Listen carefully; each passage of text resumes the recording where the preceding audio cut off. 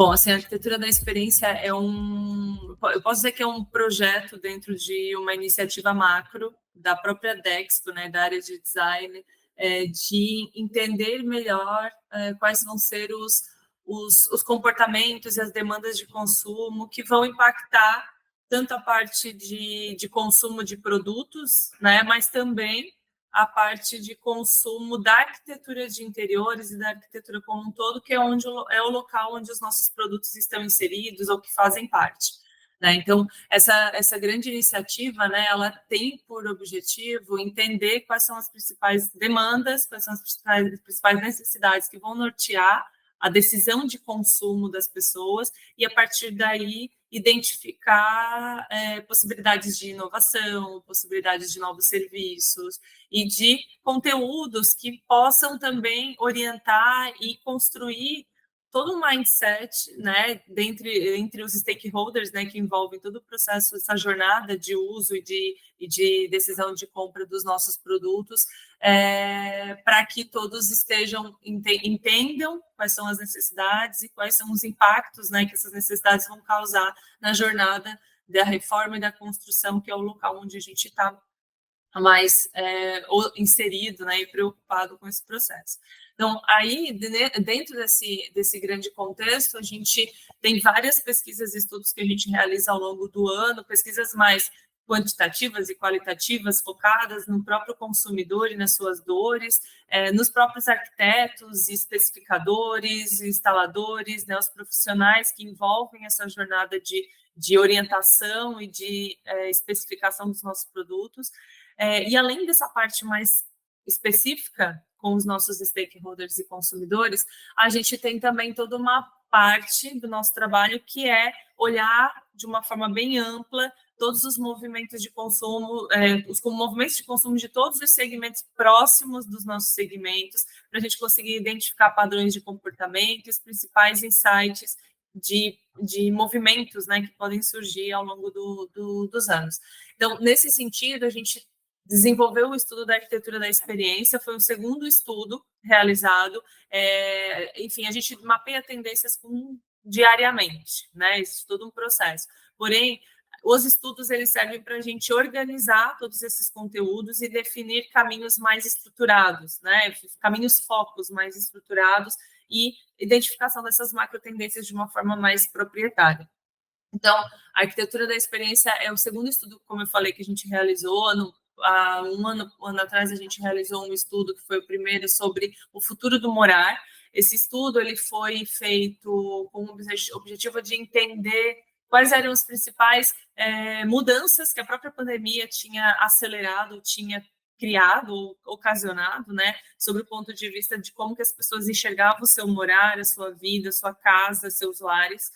A partir desse estudo e de outros, né, obviamente conectando com outras pesquisas, a gente entendeu que existia uma abordagem que estava sendo muito falada, buscada pelos consumidores nessas tendências, mas também falada pelos próprios arquitetos, especificadores, né, stakeholders do nosso processo, que era sobre a experiência. No final das contas, tanto o estudo do futuro do morar quanto essas pesquisas, esses dados que a gente estava coletando, estavam nos apontando muito para uma preocupação sobre a qualidade da experiência das pessoas dentro desses espaços e dentro desses, como relacionado aos produtos e às soluções que a gente estava oferecendo.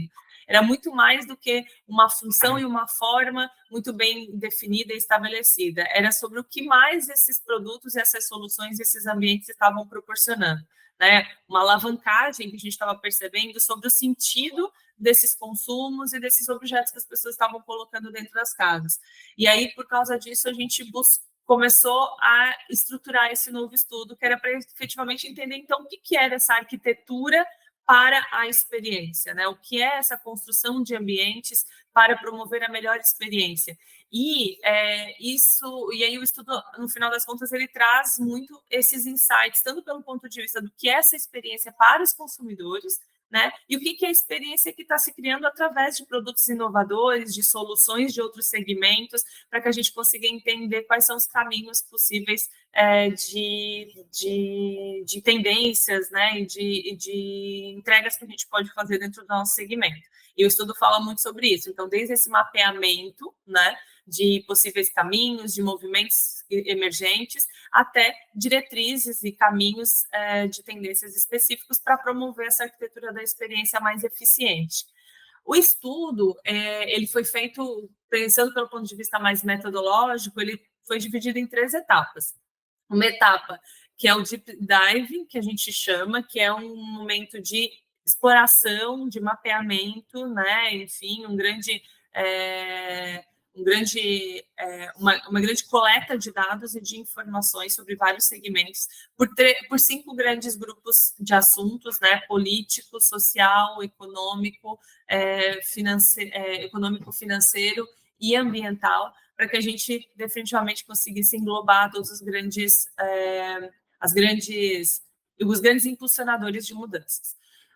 Depois desse grande mapeamento, a gente fez uma conversa com 12 especialistas de áreas que são correlatas com a área de design e de produtos e de arquitetura de interiores, para conseguir entender o que esses grandes influenciadores, que são também promovedores de mudanças, né, que são influenciadores de tendências, entendiam como, dentro daquele grande mapa de conteúdos que a gente tinha explorado, né? A gente fazia esse cruzamento mesmo entre o ponto de vista desses grandes profissionais com aquilo que a gente tinha identificado como um movimento de tendência.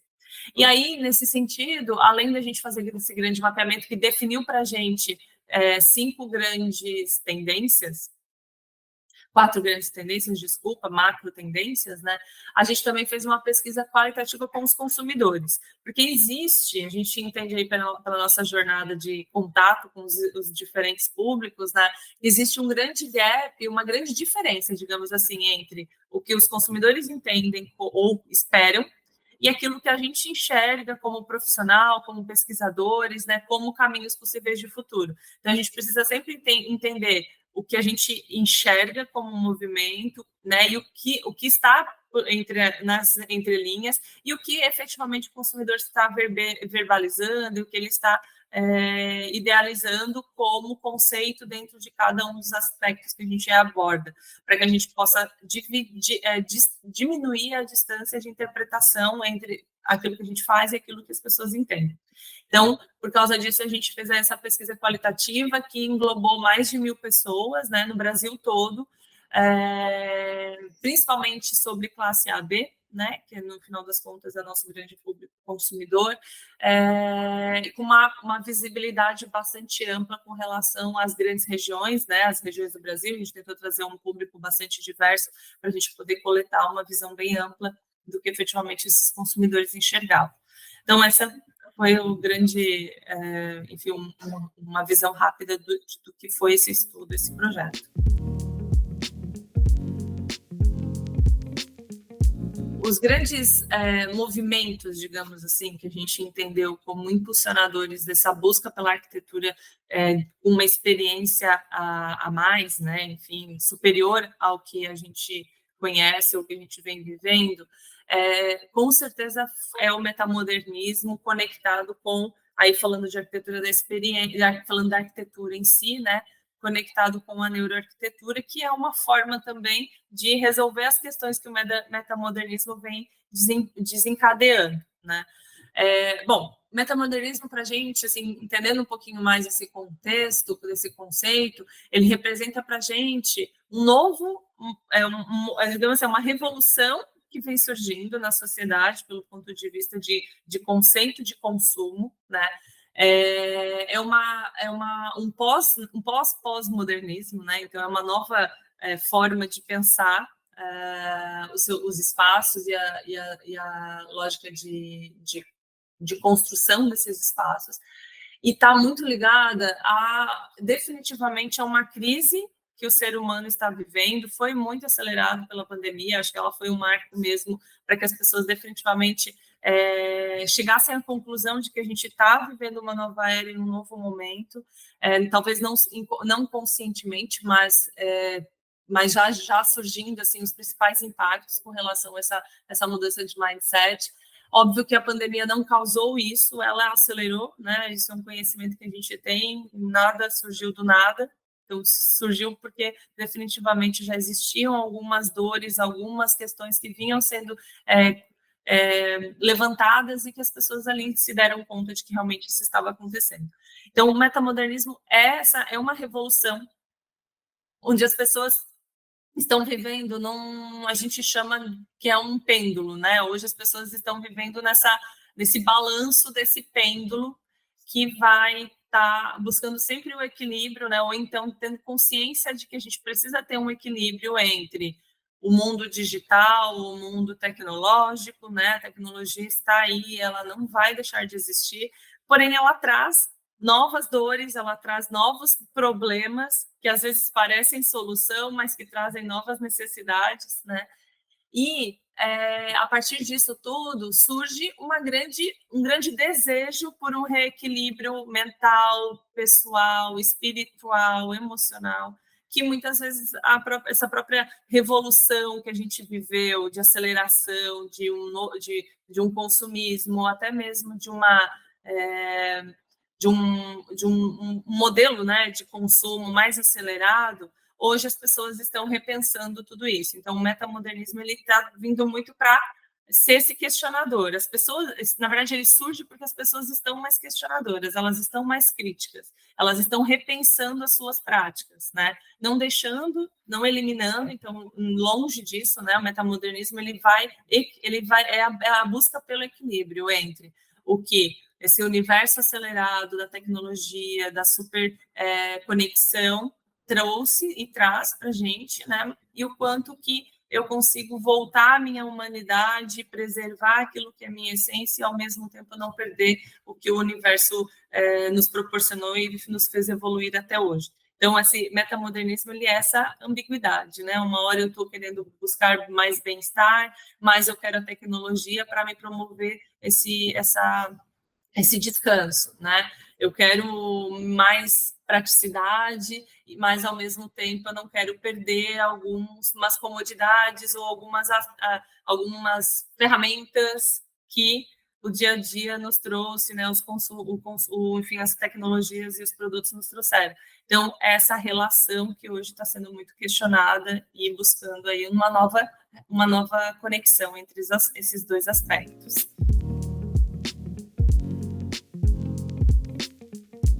Assim, acho que o ponto alto do estudo, se a gente fosse resumir, né, o que ele fala como principal abordagem? No final das contas, ele fala sobre fluidez. Quando a gente traz esse ponto do metamodernismo, dessa ambiguidade, desse questionamento frequente sobre qual é o lado onde eu quero estar, ou se eu quero dividir ou se não, tudo isso traz para a gente muito uma busca das pessoas por uma fluidez, né? E aí, o que acontece? Quando a gente olha que as pessoas estão numa dinâmica de vida muito acelerada, hoje as pessoas têm muito mais acesso e muito mais informações e tem muito mais coisas para fazer, definitivamente, né? A gente alcançou isso, a gente conquistou isso, essa celeridade. E isso traz, né, uma dinâmica de rotinas, traz uma preocupação com, mais uma vez, né, as questões que são importantes, mas que às vezes geram, enfim, impacto no tempo, impacto na qualidade de vida, impacto na qualidade das coisas que a gente faz. Então, diante disso tudo, as pessoas estão pedindo uma vida mais fluida, né? Uma possibilidade de passar entre as rotinas, de passar entre o que eu posso fazer, o que eu gosto de fazer e o que eu não gosto, e a tecnologia pode substituir de uma forma muito delicada e sutil, sem que eu tenha meio que assim, uma quebra de uma passagem para outra, né? Então, eu quero mudar com facilidade, as pessoas querem mudar com facilidade, as pessoas querem, enfim, deixar um legado melhor para as gerações futuras, né? Elas querem resgatar a sua essência, elas querem relaxar, elas querem descontrair, mas isso tudo elas querem trabalhar, né? Elas precisam trabalhar, mas isso tudo de uma forma muito simples. Essa é a questão, né? É a praticidade acima de qualquer coisa. Então, essa busca pela vida fluida, ela está falando muito sobre isso, né? Ela está falando sobre essa passagem de uma forma muito leve e descomplicada. de uma parte da vida para outra, né? De uma dinâmica para outra, de uma rotina para outra. E a casa do amanhã, né? As casas do amanhã, pegando até um gancho do próprio futuro do morar e trazendo para o tema da arquitetura da experiência, é sobre isso, né? São casas, são lares, né? Na verdade, independente de onde esse local físico está, mais do que isso, eu quero o meu lar, né? Eu quero a minha identidade, eu quero as minhas rotinas adequadas, acontecendo de forma fluida, independente de onde eu esteja. Tem muito essa questão da mobilidade também, dessa necessidade de poder. A fluidez também é sobre isso, né? Sobre eu poder estar aonde eu quiser, quando eu quiser, com quem eu quiser, sem que isso seja um empecilho, sem que isso tenha às vezes, ter que mudar tudo para poder estar, né? E tudo isso, no final das contas, são as casas do amanhã, né? As casas do amanhã, elas têm que estar preparadas para que as pessoas possam fazer o que elas quiserem, sejam viverem muitas pessoas no mesmo espaço, ou viver sozinha, mas ter essa socialização aprimorada e facilitada, que as casas sejam móveis, que elas sejam possíveis de serem levadas consigo, né? Por mais que eu queira viver o mesmo local a vida toda, ou eu queira mudar a cada emprego, a cada trabalho, a cada mudança de vida, mas que essa casa, esse lar, ele possa ser levado junto. Então, essa é um pouco dessa casas do amanhã, que definitivamente reflete essa necessidade por uma vida mais fluida que as pessoas estão ambicionando. Não, eu acho que é legal falar aqui sobre o conceito de casa elástica, porque tem muito a ver com a fluidez. Definitivamente, uma coisa está vinculada à outra, né? Acho que para poder ter uma fluidez no dia a dia das pessoas, as casas vão precisar ser mais elásticas. O conceito do elástico é individual. Cada pessoa vai ter as suas necessidades. Tem pessoas que vão querer ter uma casa totalmente sem paredes, para que elas mesmas dividam esses ambientes, dividam esses espaços, e que, mais que isso, né, às vezes, esse mesmo lar, dependendo das gerações que vão passando por ela, da evolução familiar e pessoal, elas vão demandar de outros espaços. Então, as casas estarem preparadas para que possam comportar essas mudanças, né? Então, acho que casa elástica é muito sobre isso, mas também é sobre uma casa que se adequa e que equilibra e que promove o bem-estar. Aí eu vou até reforçar esse ponto, né? O bem-estar para as pessoas, ele é o ponto prioritário no dia a dia, né? A gente falou ali sobre a própria questão da praticidade, né, da fluidez, mas no final das contas tudo é em busca de ter mais bem-estar. Para os consumidores, ter bem-estar é ter mais qualidade de vida. Qualidade de vida é saúde, é uma qualidade do sono adequada, poder se exercitar, é poder socializar, né? Então, se eu estou falando de fluidez e eu estou falando que as pessoas estão mais vivendo em casa, o estudo do futuro da arquitetura da experiência fala muito sobre isso, né? Que as pessoas querem viver essas experiências em casa. Então, os espaços eles têm que estar preparados para comportar. E não necessariamente a gente tem casas tão grandes ou que possam ter, no final das contas, não sei nem se as pessoas querem ter esses espaços tão divididos, né? Muitas vezes eles querem que efetivamente a sua sala de estar, da sua sala de televisão, ela seja também o local onde ela vai fazer um encontro com a família, mas ela também vai fazer o seu local de estudo, vai ter o seu home office no mesmo local. Então, como é que esses espaços eles definitivamente comportam essas rotinas? Então, vamos lá, a casa elástica ela pode ser vista como um conceito diário. A mesma casa se transforma no mesmo dia para diversas rotinas, mas ela também pode ser esse ponto de vista de casas que, ao longo da evolução da vida das pessoas, da mudança de vida das pessoas, ela vai se transformando e vai se adequando às necessidades, né? Hoje eu tenho filhos, hoje eu sou solteira, depois eu caso, tenho filhos, meus pais vêm morar comigo, como é que eu vou comportando todas essas necessidades para que definitivamente todo mundo alcance esse bem-estar dentro desses espaços? Aqui eu vou trazer só um último ponto que eu acho legal falar, é a questão do conforto resiliente, né? A casa elástica ela tem muito a ver com essa busca pelo conforto, e um conforto que ele é resiliente, ele vai se adaptando, né? Adaptando as pessoas, adaptando às evoluções climáticas que a gente vai ter, né? Vai se adaptando às pessoas diferentes que a gente vai convidando, às novas necessidades, às novas rotinas, aos novos processos, a novos trabalhos, né? Então, esse conforto ele tem que estar sempre presente em em todos esses momentos.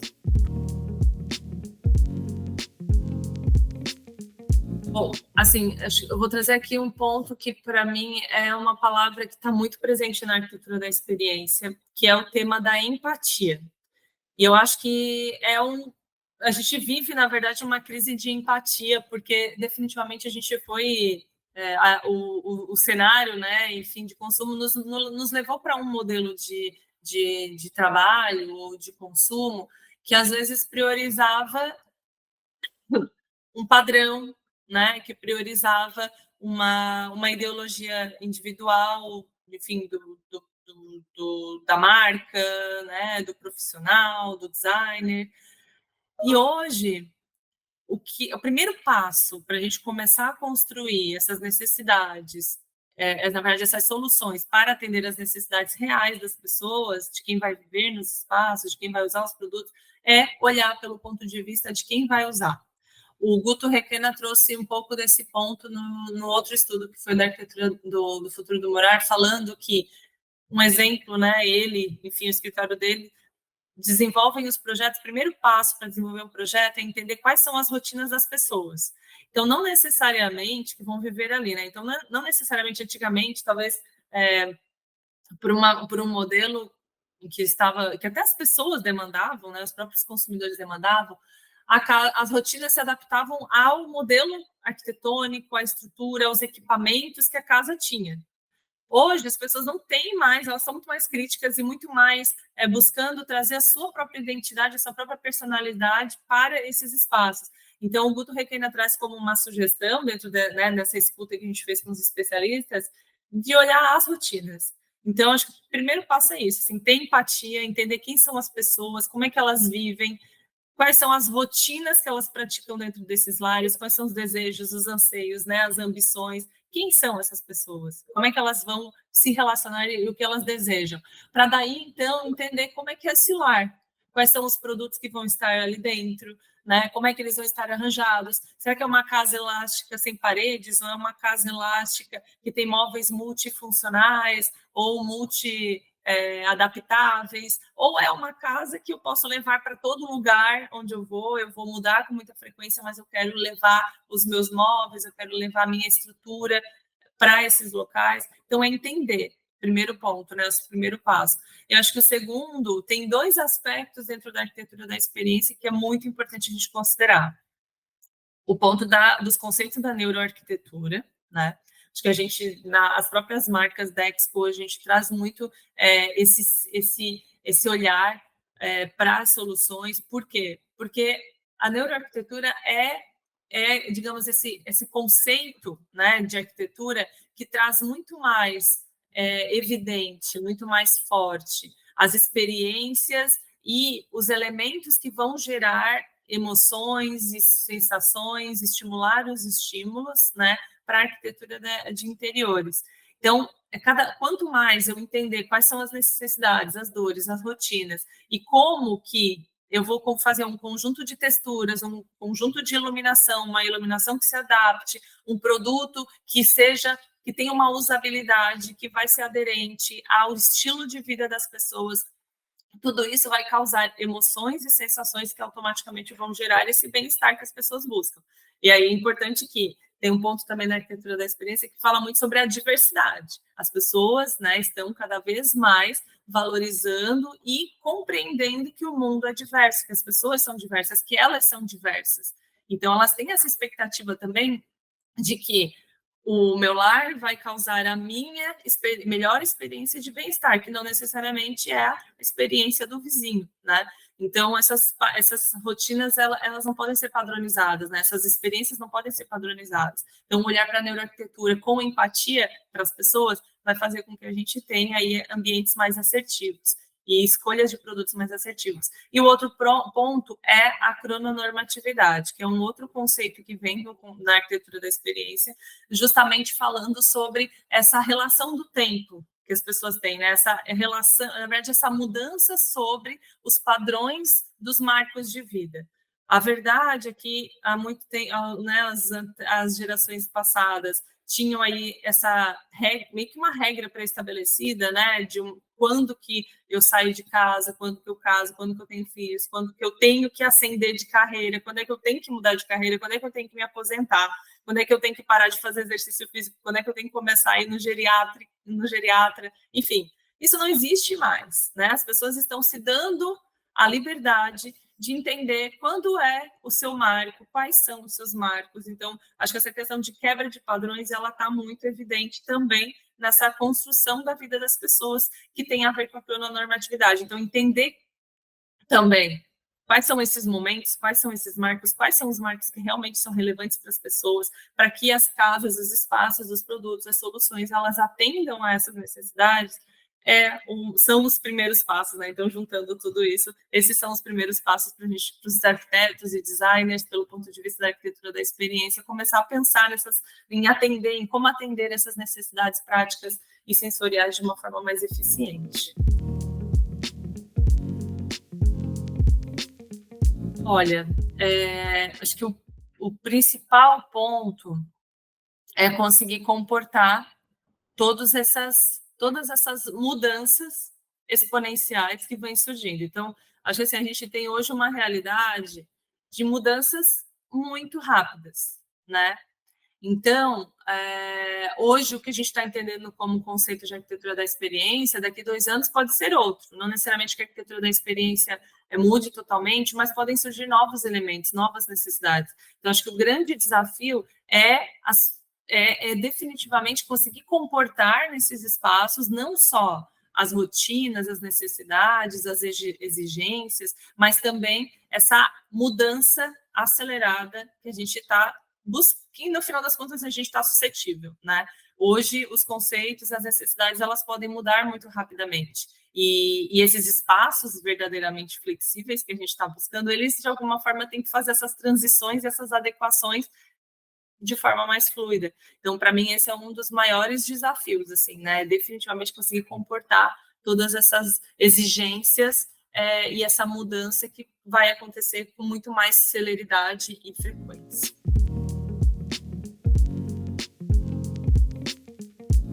Assim, acho que se for pensar, é difícil a gente definir quais são os ambientes, porque em alguns momentos a gente pode não estar falando de ambientes pré-definidos, né? Mas acho que é importante a gente pensar muito que essas casas elásticas, elas vão sempre ter que comportar locais e momentos de socialização, convívio, a comunidade, né? Essa relação com a comunidade dentro dos seus lares, o trabalho, né? Então, tudo que envolve o lado social e externo das pessoas, e também a privacidade, os momentos de introspecção, os momentos de espiritualidade, né? De reconexão individual. Então, as casas elásticas, no final das contas, talvez elas nem vão ter espaços tão definidos, ambientes tão definidos, mas elas vão ter esse olhar, né? Onde eu assumo esse papel social e aonde eu assumo o meu papel individual. Dentro desse contexto, eu traria como primeiro ponto, assim, mais que já está acontecendo, é a unificação das áreas sociais. Sala, cozinha, cozinhas abertas, né? Cozinhas amplas. A gente tem um estudo que fala efetivamente sobre a experiência da cozinha, na cozinha. E isso mostra muito como os consumidores ainda existem muitas casas e muitos ambientes com cozinhas fechadas ou semi-fechadas, semi-abertas, e o quanto que elas desejam que definitivamente esses espaços sejam abertos, sejam conectados com as áreas mais sociais, né? Que a cozinha seja um espaço social. Então, acho que o primeiro local onde essa flexibilidade precisa estar inserida e começa a ser o ponto de partida de qualquer reforma, de qualquer adequação, são esses espaços de socialização, né? A sala de TV que já não existe mais, né? Ela é a sala de visita, é a cozinha junto, onde as pessoas sentam, conversam. E isso, a família, o eixo, né? O núcleo familiar, que também pode ser um casal com um cachorro, pode ser um casal com um idoso, pode ser uma família com 3 gerações, mas essa cozinha, esse espaço vai ser o seu local de socialização. Então, ali é o primeiro local. E também, como eu falei, né, vai ser também, muitas vezes, um local onde as pessoas vão fazer uma reunião de trabalho, né, onde vão receber um cliente. Então, acaba sendo um local bem com uma diversidade muito grande de necessidades. E o espaço íntimo, ele também vai precisar trazer flexibilidade, né? Num segundo momento, na segunda etapa da reforma, digamos assim, porque definitivamente o quarto não é mais só para dormir, né? A suíte não é só para tomar um banho rápido de manhã para acordar e uma noite para higienizar e dormir. O quarto é o local onde as pessoas querem se reconectar. O banheiro virou um espaço de um spa caseiro, mesmo que ele seja um banheiro pequeno, é o local onde as pessoas entendem que é onde elas vão se fazer uma limpeza mental, espiritual, emocional.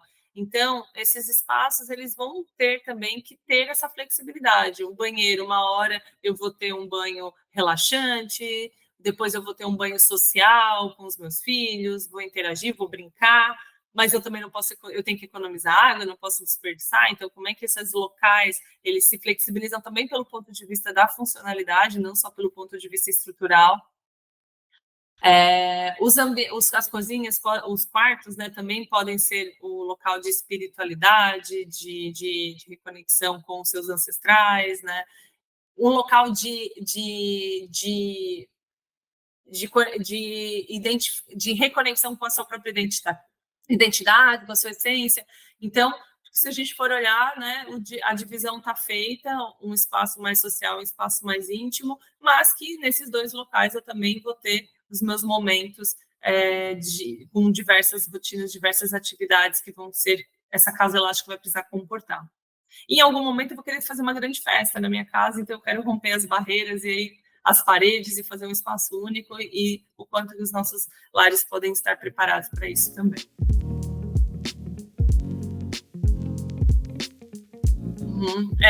Acho que até assim, o ponto das casas compactas, por mais que quando a gente estude, ele ainda não seja definitivamente uma realidade estabelecida, mas ela é uma realidade em construção, né? Cada vez mais as casas vão ser compactas, uma vez que os ambientes estão se tornando mais urbanos, as pessoas estão querendo ser mais urbanas, né? Óbvio que a pandemia trouxe algumas nuances aí que levaram as pessoas também a buscarem um espaço mais distante da cidade, né? Mais de interior. Mas, na grande maioria, as pessoas querem estar próximo dos eixos urbanos, onde acontece a maior parte onde o trabalho acontece, né? Os grandes eixos culturais existem. Mas isso, com certeza, com esse acúmulo de pessoas nos mesmos locais, os espaços não vão conseguir ser tão grandes, vão ser mais compactos. Isso é uma realidade.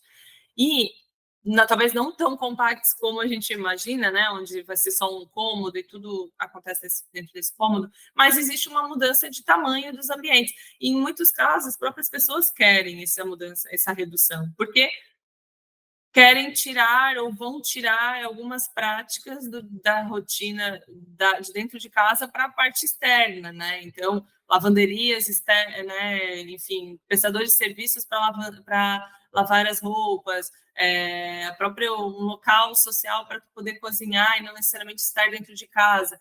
Então, com isso, um olhar das pessoas para as casas, que não precisam talvez ser tão grandes, porque tem essa flexibilidade, e, ao mesmo tempo, que querem estar nos centros urbanos, nos locais onde tem uma grande aglomeração de pessoas, as casas compactas vão virar uma realidade, está virando uma realidade, né? E aí vem a grande dor, a maior dor de todas, né? Que tem a ver com essa fluidez. Se eu estou falando de fluidez em ambientes com vários cômodos, né, espaços amplos, imagina como é que a gente vai construir uma fluidez em um espaço que às vezes é muito pequeno, e aí sim ali eu tenho que socializar, descansar, trabalhar, de me divertir, né, trazer a diversão para dentro de casa, ter o meu momento de reconexão, de estudo, de aprimoramento pessoal, tudo num espaço pequeno. E ainda assim ter bem-estar, ter conforto, né? Então, acho que esse olhar para as casas menores e mais compactas é definitivamente de pensar multifuncionalidades, multicambialidades, produtos que se transformem, que sejam autotransformáveis, né? Que possam se modificar, se transformar um sofá, depois ser uma mesa, ou depois se fechar e poder virar um cômodo menor para que as pessoas possam explorar esse espaço para outras coisas. Então, essa mobilidade, flexibilidade, multifuncionalidade vai ser muito importante para a gente poder adequar essas casas, se adequar, né? Trazer conforto, bem-estar para esses espaços muito pequenos. E aí vem também a questão da neuroarquitetura, não necessariamente, na verdade, a neuroarquitetura vai propiciar também esse conforto para esses espaços, né? Uma iluminação que pode mudar de acordo com o horário, com a atividade que eu estou realizando, as texturas dos materiais para trazer esse conforto, esse aquecimento, né? E aí tem um ponto muito importante, que isso vale para todas as casas, mas nos espaços compactos isso acaba sendo mais forte e acaba se tornando mais presente, é a questão da individualidade das pessoas, né? Como é que eu garanto individualidade, personalidade, num lar que vai ser pequeno, vai ser compacto, mas que não necessariamente vai ser de uma pessoa só, né? Então, esse equilíbrio de preservar, de conhecer, de entender quais são as pessoas, como que elas vivem, quem são, como elas gostam de se expressar, e combinar tudo isso nos espaços pequenos e compactos o que vai, digamos, é a essência aí dessa busca pela fluidez. Bom, acho que o tema da sustentabilidade, até reforçando aqui, é um tema que é um dos pilares. Não dá para a gente falar sobre futuro, sobre macro tendências, sem citar a preocupação com o legado que essas casas estão, que esses lares, né, vão deixar, o que as pessoas, através das suas vivências, das suas experiências, vão deixar para as próximas gerações. Então, o conceito de sustentabilidade, aqui nesse estudo, né, ele vem muito pelo ponto de vista de que as casas elas têm que... Aí eu vou trazer a questão da facilidade, né? As pessoas querem ter digamos assim, né? Quando a gente conversa com os consumidores, as necessidades, os comportamentos de consumo nos apontam que as pessoas querem ter a consciência de que não estão impactando negativamente o futuro, né? Porém, o esforço para que isso aconteça ainda não é na mesma proporção, né? Então, as pessoas querem garantir que o seu legado seja positivo, mas ao mesmo tempo não querem perder o seu conforto, a sua dinâmica, né, as suas práticas. E aí, no final das contas, esse estudo de um arquiteto, de uma empresa como a nossa, que está pensando produtos, é também de pensar, poxa, o consumidor ele quer ser positivo, ele quer entregar coisas positivas para o universo, para o mundo, né, para as suas novas gerações, mas ao mesmo tempo não quer perder as suas próprias seus próprios valores, não quer deixar de lado seus próprios valores e suas próprias necessidades, né? Então, aqui está um grande ponto, assim, né? Quando a gente pensa nessas casas, nesses ambientes, a gente tem que pensar o quanto que a gente, como profissional da área, como indústria, está propiciando essa consciência, criando essa consciência, né? E favorecendo para que as pessoas possam morar de uma forma tranquila, sabendo que sua casa impacta o mínimo possível. Se for possível, ela produz energia limpa, ela reduz o consumo de água, ela facilita as práticas de redução de produção ou de reaproveitamento de lixos, elas favorecem a produção de alimentos. Em algum momento a gente vai precisar, né, talvez produzir o próprio alimento ou uma parte dele, ou não necessariamente por necessidade, mas por uma questão de saúde, por uma questão de bem-estar e também de um hobby, né? A gente também tem que pensar o quanto que a gente propicia a reutilização, reuso, para que as pessoas definitivamente consigam produzir esse legado positivo sem perder aquilo que elas mais almejam, que é o conforto e o bem-estar. Aí tem um ponto, e a praticidade, né, que a gente fala muito.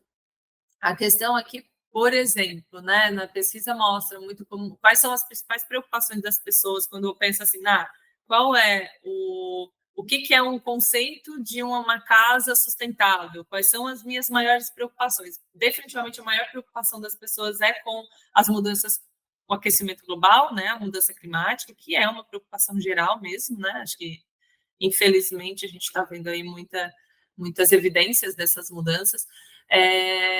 Mas, então, a maior preocupação delas, o primeiro ponto é esse: como é que eu vou fazer com que a minha casa seja resiliente ao ponto de esfriar mais rápido se estiver muito quente, esquentar se estiver muito frio, se estiver chovendo demais, será que ela consegue segurar uma tempestade e sem perder a tecnologia? Então, assim, esse equilíbrio, mais uma vez, né, dentro do lar das pessoas, em busca de conforto e, ao mesmo tempo, impacto mínimo, é um ponto a ser planejado e pensado durante uma execução de um projeto de arquitetura ou de consumo de novos produtos.